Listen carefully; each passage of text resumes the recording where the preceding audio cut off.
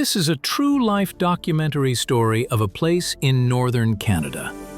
A land so wild, so far from help, it turns human beings into ghosts, and sometimes into headless bodies like that of a zombie. Some disappear forever, and some are found without their heads. For more than 100 years, this place has terrified explorers, miners, and even governments. They gave it a name that still sends shivers into anyone who hears it: the Valley of Headless Men. It needs the metal flicker, there works the immediately. When there is the 26, this land does not welcome humans.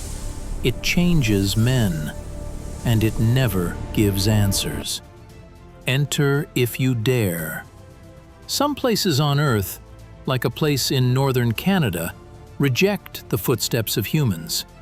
And there are places that welcome the footsteps of men. This is one of those places that does not want you here. A place where even the bravest feel watched, where the air is heavier and the silence itself seems alive.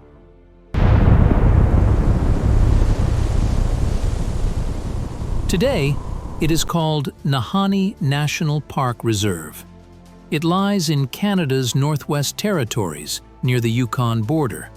The land is raw, rivers twist like snakes, cliffs rise like walls, and waterfalls thunder like warning drums. You can only reach it by aircraft or long river expeditions. Few ever go there, and fewer come back the same. The Dene people's warning. Long before maps, before signs, the Dene people had names for these valleys. Some they avoided completely. Some they never spoke aloud. These were places with power, places with danger. Later, outsiders gave it a name that would chill the world: the Valley of Headless Men. Two names, one place, and a story the land has never explained. To understand why this valley earned that name, we first need to see the land itself.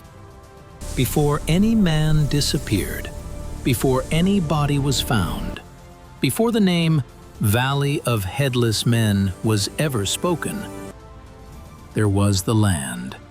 Not empty, not silent, not innocent. This land does not scream its danger. It waits. The first look.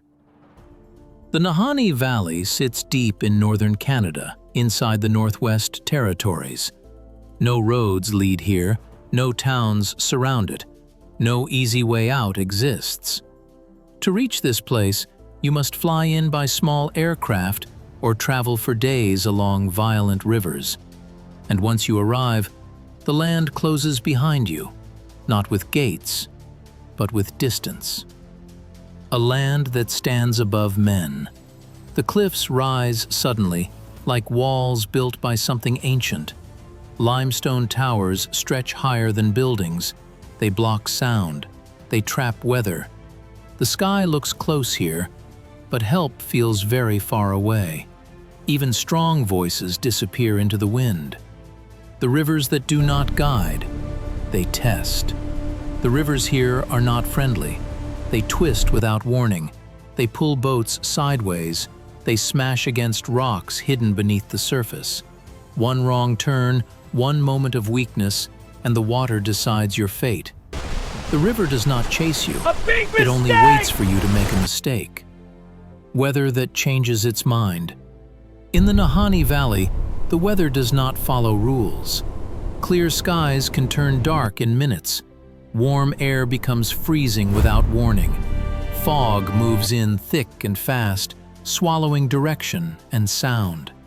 Men have walked 10 steps forward and could not find their way back. Out here, confusion is deadly. The forest that watches. The trees grow thick and tall. They block the sun. They block sight. You can walk for hours and never see beyond the next few steps. Every sound feels close. Every movement feels noticed. At night, the darkness is complete. Firelight does not travel far, and silence presses in from all sides. Many who came here said the same thing. It felt like the land was watching me. Men versus scale. Out here, men look small. A single person disappears into the landscape almost instantly. A camp becomes invisible from a short distance. A body, once fallen, can be hidden forever. The land does not need to attack. It only needs time. Why the land is dangerous? Without trying. This place does not kill quickly. That is what makes it dangerous. Cold weakens the body. Hunger clouds the mind. Fear causes mistakes. A man can survive days here, even weeks. But slowly decisions become wrong. Paths are misjudged. Strength fades. And once you fall behind the land's rhythm, it does not wait for you to catch up. No signal. No witnesses. Even today, communication is unreliable. No phone signal.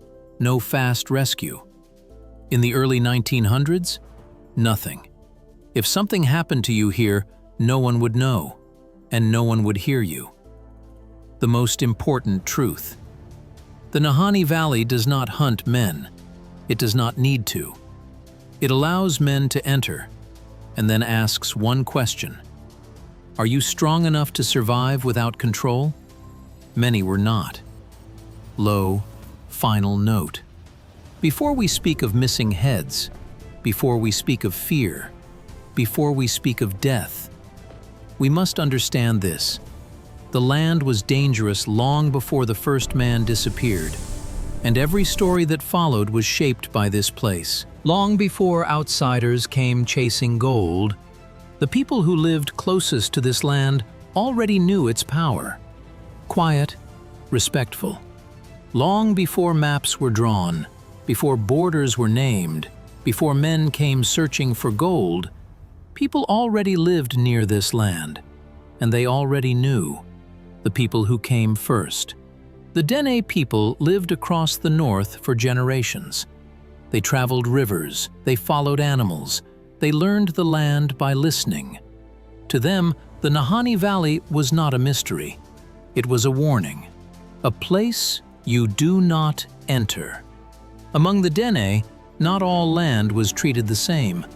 Some places were used for hunting, some for travel, some for shelter, and some were avoided.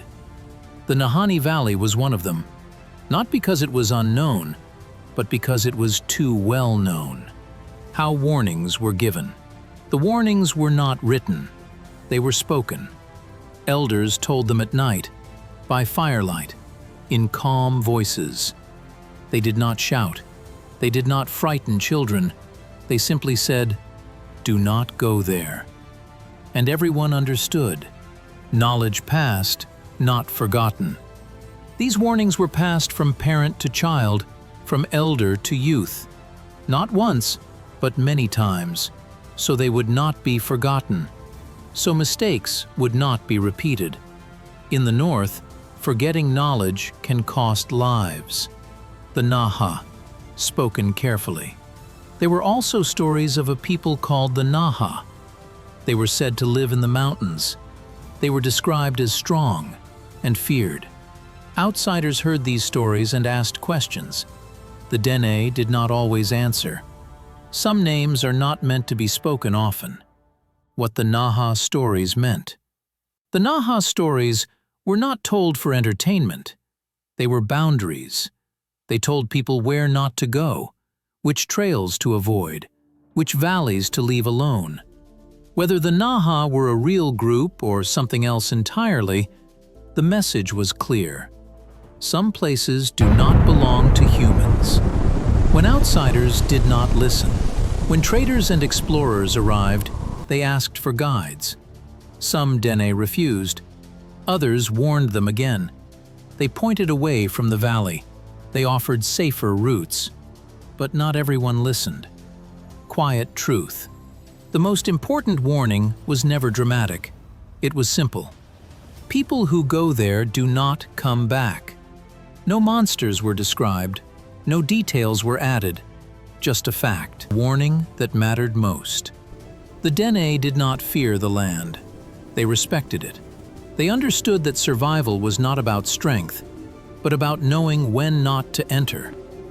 That was the warning. But when gold was discovered, respect was replaced by greed. Gold has a way of changing everything. It makes men forget their respect for the land. It blinds them to the dangers that were once clear. It turns silent warnings into forgotten whispers. It makes people risk everything for something that, in the end, may not even exist. The discovery that lured them in. In 1906, a man named Joe Buck McLeod stumbled upon something extraordinary, a river full of gold. Not a few specks, but enough to make a fortune. When news of his discovery spread like wildfire, it wasn't just the Dene who heard it. Outsiders came, miners, explorers, adventurers, each one hoping to strike it rich. None of them knew the cost of this discovery. None of them understood the true nature of the land they were about to enter. The first waves of men. By the early 1900s, word had spread that the Nahanni Valley was rich with gold. The first miners arrived, armed with tools and ambition, ready to conquer the land and claim its wealth. They were determined. They thought they had found the path to untold riches. But what they found was a place that did not want them, a place that silently watched, waited, and began to take what it wanted. One by one, men started to disappear. Some vanished without a trace. Others were found, but something had been taken from them. It wasn't the gold they came for. It was their heads. The mysterious deaths begin. In 1908, two men, Bill and Frank, were found near the valley's edge. They had been trapped by the cold, their bodies frozen in the harsh wilderness. But the horrifying detail? They were both headless. Not just one, but both. Their bodies remained, but their heads? Gone. This chilling discovery sent ripples through the small communities that had heard of the valley's dangers. Yet, it wasn't the first such death. And it wouldn't be the last. The story of headless bodies. Over the next decade, more men vanished in the same way. Their bodies were found, but there was always something wrong. Their heads were missing. Some believed wild animals were to blame. Others thought it might be a band of ruthless outlaws. But nothing fit the pattern. The same pattern repeated. Men entered the valley, and men came out. Headless. The land's response. But the valley wasn't just the backdrop to these deaths. It was more. The land was part of it. The fog, the cold, the rivers that twisted in unpredictable directions, the mountains that loomed over the men like silent sentinels. Each element of the landscape seemed to conspire to trap the unwary. It was as though the valley itself had become a participant, a quiet witness to the men who dared to enter. And it was not finished yet. The valley was waiting for more. The land never sleeps, and it never forgets. The connection between gold and death. The men who came looking for gold had one thing in common. They didn't heed the warnings. The Dean people, who lived near the valley for centuries, knew better than to go near it. They had passed down stories about it. Tales of men who disappeared, of dangers that no one could explain. But the lure of gold was too great. For every man who disappeared, more came. And every man who came thought he would be the one to conquer the land. But none of them understood that the land wasn't just a place to find riches. It was a place that demanded something in return. The official explanation: the Canadian government issued reports about the growing number of disappearances. Some men were said to have gotten lost, others to have fallen victim to wild animals. But these explanations didn't hold water. The missing heads didn't make sense. And even those who tried to explain it all, the government, the search parties, couldn't come up with a satisfying answer. The mystery remained, and it only grew. The mystery deepens. Each year, more men entered the Nahanni Valley.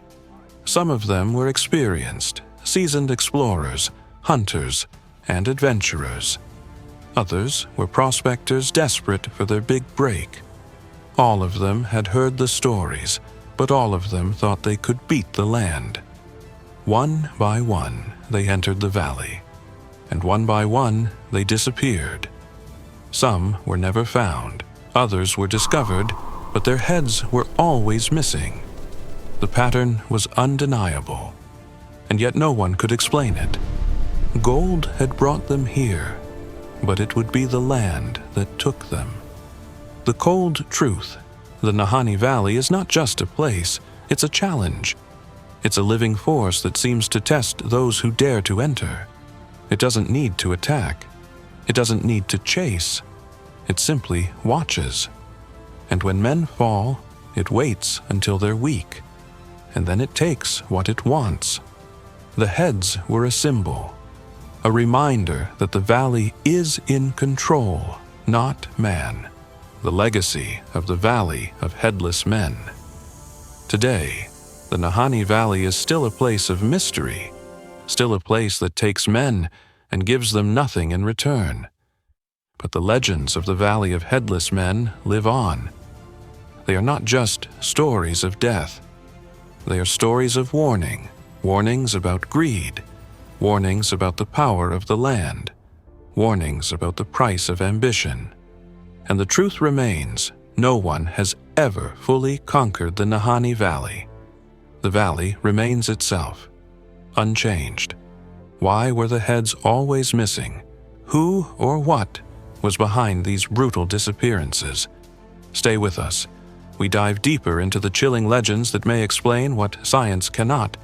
Enter the unknown. At first, the MacLeod brothers were treated as an exception, a strange case, a tragic ending, something that could be explained away. But the valley was not finished. More men, same end. After the MacLeod discovery, more men entered the Nahanni Valley. Some went alone, some went in pairs. Some believed the danger had been exaggerated. What they did not know was that the valley was already keeping a record. Martin Jorgensen. In 1917, a man named Martin Jorgensen entered the valley. He was experienced. He was careful. He had survived the north before. Months passed, no return. When searchers finally found him, his camp was still standing. Food supplies remained. Tools were nearby. But his body told a different story. Martin Jorgensen was found dead. His head was missing. Nothing taken except the head. There were no signs of robbery, no clear signs of animals feeding. His supplies were untouched. His camp showed no struggle. Only one thing was gone: the head. The questions multiply. Why take the head and leave everything else? Why not destroy the camp? Why not scatter the body? Nothing about it made sense. More cases emerge. As years passed, more stories surfaced. Men found burned inside cabins. Men discovered far from their camps. Men who vanished completely. And in several cases, the same detail returned. Missing heads. Official records begin to stack. These were not campfire stories. They appeared in reports, in letters, in official notes. Each case alone could be dismissed. Together, they formed a pattern no one wanted to name. Cabins that told stories. Searchers often found cabins in strange condition. Doors open, fireplaces cold, beds unused, as if someone stood up and never came back. Sometimes the cabin was burned, but even fire could not explain everything. Animals did not fit. Authorities suggested animals. But animals do not remove heads and leave bodies behind. They do not take skulls and never return. The explanation failed. Time does not help. Years passed. The cases did not stop. Different men, different camps, same valley. The Nahanni did not change its behavior. The moment people stopped laughing at first, people joked about the name. Then the jokes stopped, because no one could explain why heads were missing, and no one could find them. The shared detail, different years, different men, different causes of death, but the same unanswered question: why the head? The valley does not answer. The Nahanni offered no clues, no tracks, no witnesses, no explanations, only silence. And when questions grow louder, authorities begin to speak, fade to black. When fear spreads, people look to authority for answers, and authorities are expected to provide calm, not mystery. So explanations were given: the official voice government officers, police reports, northern administrators. They all said similar things. These deaths were accidents. The disappearances were caused by the wilderness. The missing heads were the work of animals. Simple answers, comforting answers, but not convincing ones. The animal explanation officials pointed to bears and wolves. They said animals may have disturbed the bodies, that time and weather removed evidence, that skulls could have been carried away. But experienced hunters knew better. Animals do not behave this way. They do not carefully remove heads. They do not ignore food and supplies. They do not leave bodies untouched. The explanation did not fit the facts. The fire explanation. Some bodies were found in burned cabins. Authorities blamed accidents. A fire started at night. A man was trapped. Evidence was destroyed. But fires do not choose what to burn, and fires do not explain why heads were missing afterward. Reports with gaps. When researchers later examined records, they noticed something strange. Details were missing. Descriptions were vague. Some cases ended without conclusions. It was as if the story was being shortened on purpose. Why the truth was uncomfortable. Admitting the truth meant admitting fear. It meant saying, "We do not understand this place. We cannot protect everyone. We cannot explain these deaths." That is not something governments like to say. So silence became policy. The safer story. The safer story was this: the North is dangerous. Men take risks. Sometimes they die. End of story.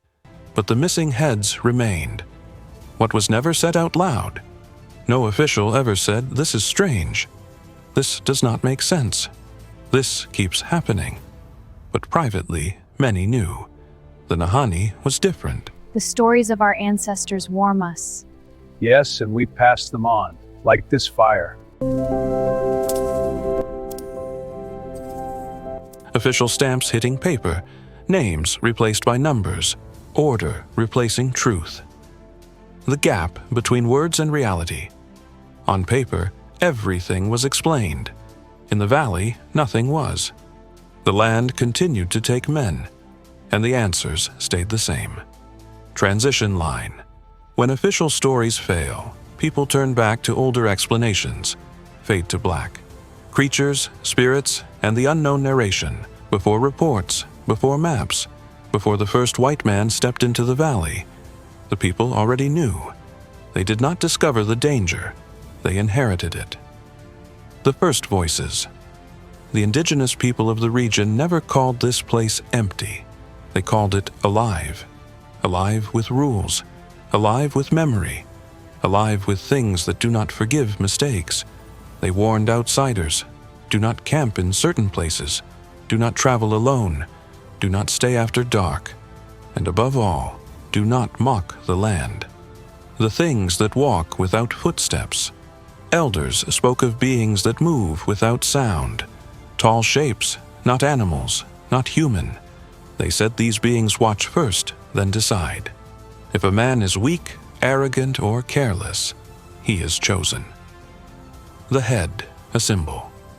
To outsiders, the missing heads were horror. To the elders, the head meant something else. The head is where pride lives, where plans are made, where a man believes he controls the world. Taking the head was taking arrogance, a lesson, voices never written down. These stories were never placed in reports, never typed, never stamped. They were spoken at fires, whispered to children, passed quietly from mouth to ear, because writing them down would invite attention, and attention was dangerous. Unforgettable visual moment. A single man stands at the edge of a river at dawn. Fog covers everything. He calls out. His voice echoes once, then stops. The river flows backward for 1 second, just one. Then silence. The man turns. Nothing is there, but his reflection in the water has no head. Hard cut to black. Why no one searched too hard? People ask, why were these stories ignored?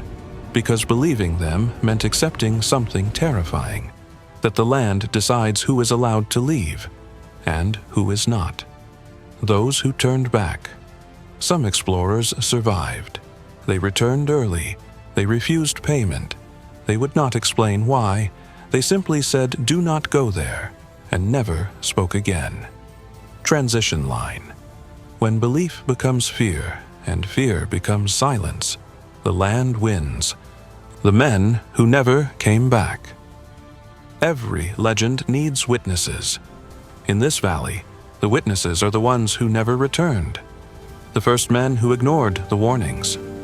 In the early 1900s, the world was changing fast. Gold had been found. Maps were being redrawn.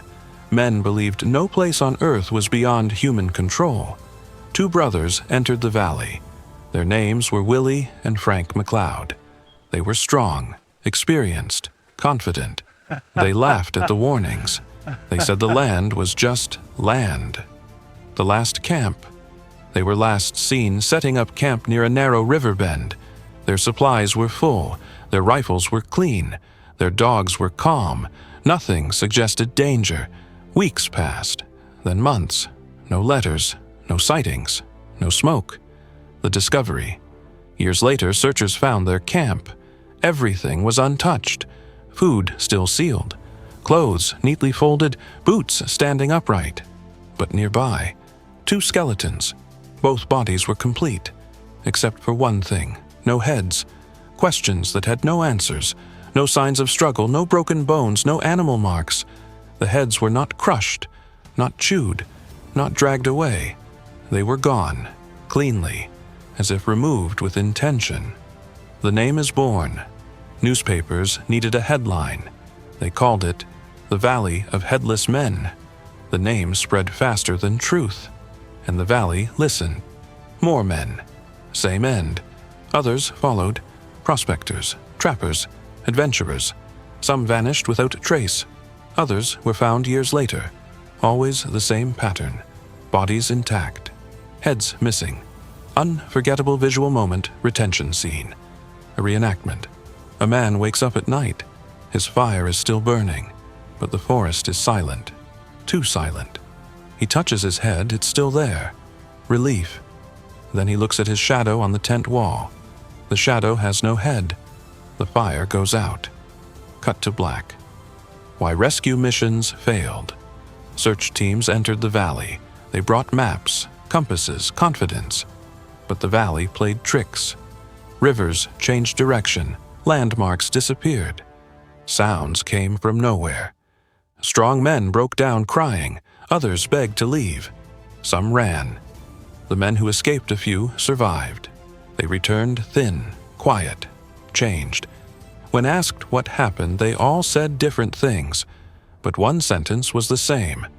Something watched us. They refused to say more. Transition line. The valley did not attack everyone. It chose. Humans like answers. We make maps. We take notes. We measure everything. But some places refuse measurement, refuse explanation, refuse control. The Nahanni Valley is one of them. Experts try to explain. Geologists study the land. They said the rivers are unpredictable. They said the cliffs make navigation dangerous. They warned about avalanches and flash floods. Survival experts analyzed the records. They said, most deaths can be explained by exposure, fatigue, or starvation. Animal theories. Some suggested predators, bears, wolves. Maybe scavengers took parts of the body, but nothing fits perfectly. Bears do not remove heads and leave bodies untouched. Wolves do not burn cabins. And no predator moves silently enough to avoid being noticed for weeks at a camp. Psychological theories. Psychologists suggested stress and isolation. Men in extreme conditions sometimes hallucinate. Sometimes panic leads to poor decisions. Sometimes tragedy follows. But again, stress does not take the head. Stress does not create a repeated pattern over decades. Science hits a wall. Maps were made. Reports were filed. Surveys were done. The valley kept its secrets. The more humans tried to explain, the less sense it made. It flies over the valley. Rocks rise like walls from nowhere. Snow shifts, hiding a trail. Even from above, paths seem to lead nowhere. Even science cannot follow this land. Cut to silence. Why humans fail? Because the valley does not act by rules. Rivers, rocks, forest, fog, wind, silence, they all work together. They trap, they hide, they confuse, and they choose who survives and who does not. Some say the headless corpses can be explained. Some say they cannot. Science can describe the valley. It can explain rivers and cliffs. It can estimate survival odds. But science cannot explain the pattern, the precision, the silence, the choice. Why no one stays low, quiet, reflective. Today, the Nahanni Valley is protected, not because it is safe, not because it is conquered, but because it refuses to be touched. Some places exist not to be understood, not to be tamed, not to be explored fully. They exist to remind us we are not in control. The land today. Rivers twist like silver snakes. Cliffs rise sharply, shadowing the forests. Fog moves like living water, swallowing everything in its path. No cabins, no tents, no signs of men who survived. The land is quiet, but it is not empty. Why no one returns? Some men survive. But those who escape the valley are different. Silent, thoughtful, changed. They do not speak of the missing. They do not joke about the dangers. They do not return. The valley takes something from everyone, whether it is a head, a story, or their pride. Some places are not meant to be owned. Final reflection. The valley of headless men is still watching. It chooses carefully. It remembers every step. It never forgets. We can record stories. We can study maps. We can try to understand. But the valley remains itself. And perhaps that is the point. Thank you for watching this journey through history with us. We hope you found this documentary as thrilling and thought-provoking as we did in bringing it to life. If you enjoyed this deep dive into one of the world's most mysterious places, don't forget to like, comment, and subscribe to our channel. We want to hear your thoughts. What do you think is really happening in the Valley of Headless Men?